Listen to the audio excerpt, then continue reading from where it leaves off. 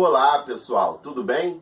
Espero que sim. Espero que estejam se cuidando, lavando a mão, usando máscara. Essa luta é difícil, mas vamos vencer. Mas estou aqui para falar sobre a minha dissertação de mestrado, sobre o segundo vídeo, o segundo episódio. Iremos tratar dos aspectos históricos que envolvem essas relações étnico-raciais entre África e Brasil e tudo que transborda. É necessário analisar o passado para entender o presente e projetar o futuro. Então, vamos lá, vamos seguir em frente.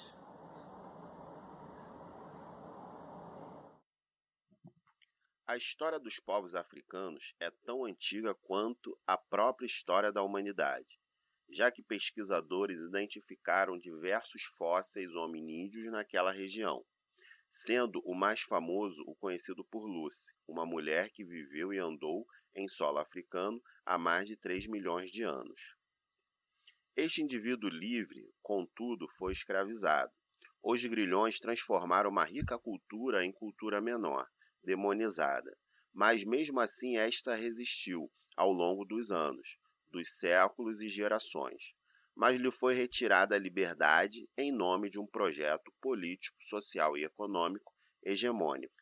Esta condição gerou mão de obra cativa e barata, mas também capacitada, haja vista que muitos já exerciam a agricultura, a mineração, a tecelagem, o trabalho em ferro e outros metais, bem como o trabalho com o rebanho de animais em suas regiões de origem.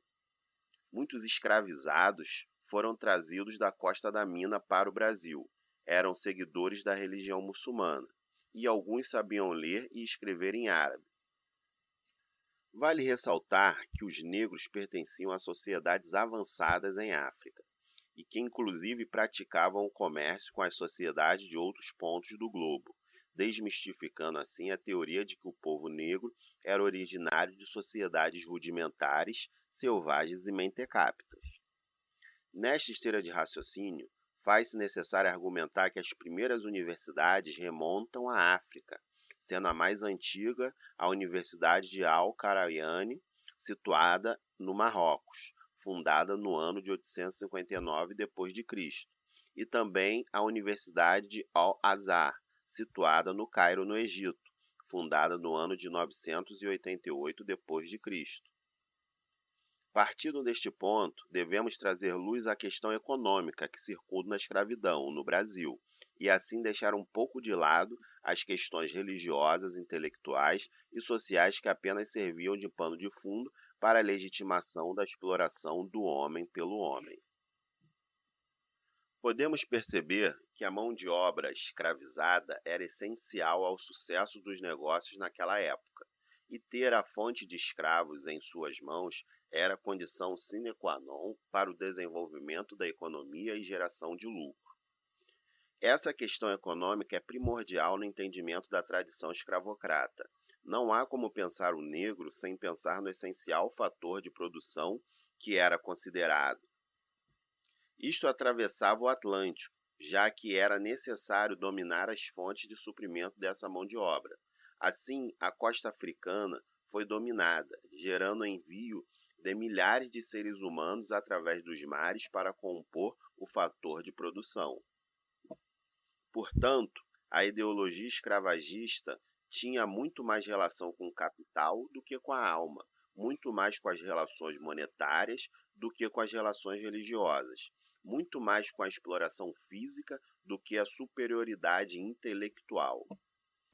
Devemos considerar também que, como mão de obra essencial, esses indivíduos deveriam ser domesticados e também deveria haver a supressão de sua condição humana para evitar que os mesmos se sentissem livres, ou também que alguns indivíduos brancos viessem a ter algum tipo de empatia por eles, o que dificultaria o processo de exploração.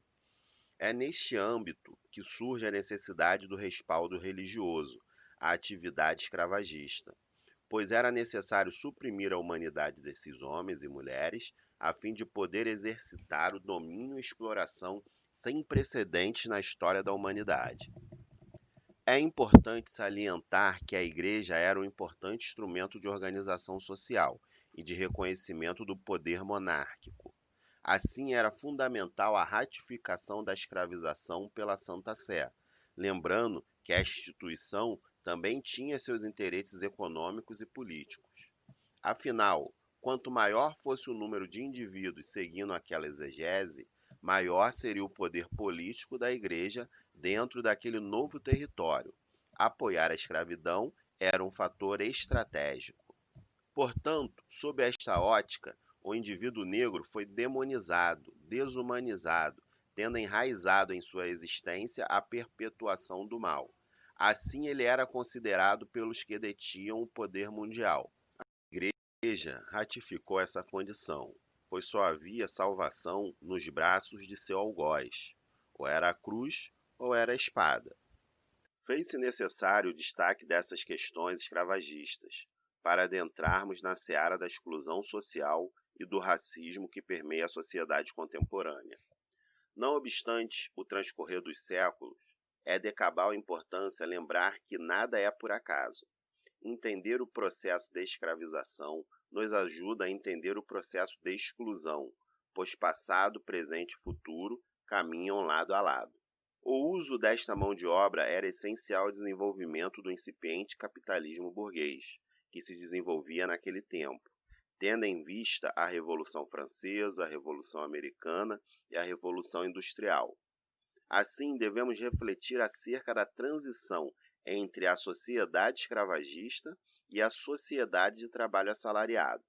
Com o fim da monarquia e o advento da nova ordem mundial estabelecida pelos burgueses, com foco na Revolução Industrial e a necessidade de desenvolvimento econômico pautado nas relações comerciais de consumo dos produtos produzidos em massa pelo milagre da mecanização da indústria, fez-se necessário o implemento do fim da escravidão e transformação daquela mão de obra cativa em assalariada.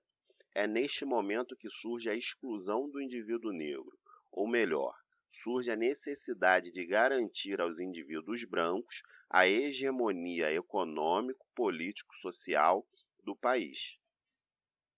Com as bases fincadas neste fundamento, houve o implemento da imigração europeia em massa para o Brasil, subvencionada pelo Estado, uma mão de obra em tese mais qualificada, tendo em vista que para os negros remanescentes do sistema escravocrata não foi fornecido escolas ou outros tipos de capacitação para trabalharem na nova economia mecanizada.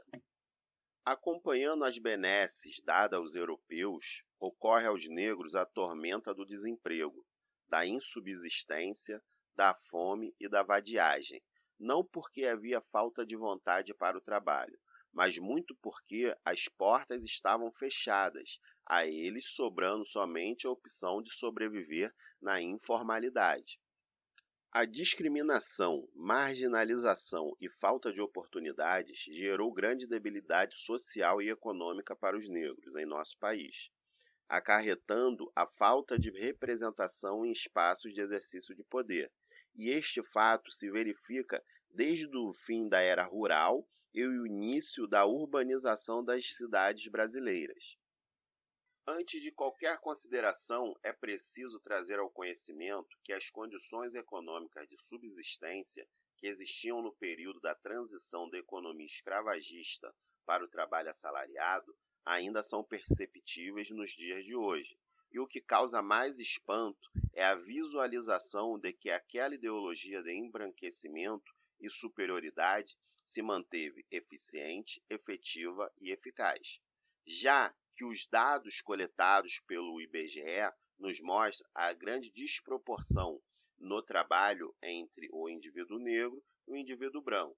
O indivíduo negro ganha, em média, 60% do que ganha um indivíduo branco, e o indivíduo negro é a maioria entre os desempregados ou desocupados.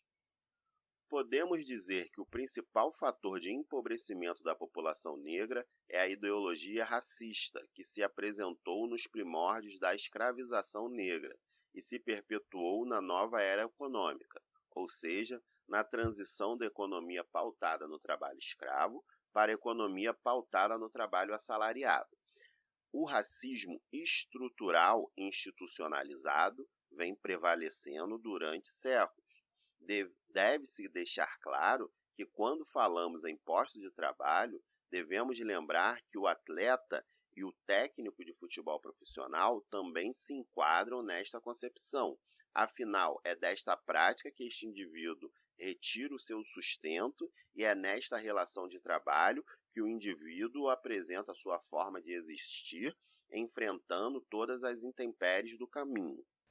Aqui adentramos a questão essencial desta dissertação, pois a ideologia do racismo e exclusão econômica social tem ocupação central no que tange à contratação destes trabalhadores para ocupar os referidos postos de emprego, relegando o indivíduo negro à marginalização desta classe profissional. Contudo, abordaremos este assunto de forma mais complexa no próximo capítulo, onde trataremos das questões relativas à ocupação destes cargos e o sistema da meritocracia tão exaltada em nossa sociedade. E aí, gostou do vídeo? Então continue acompanhando e não perca os próximos episódios, ok? Um abraço, não esqueça de curtir, compartilhar e se inscrever no canal. Um grande abraço, boa semana, se cuide!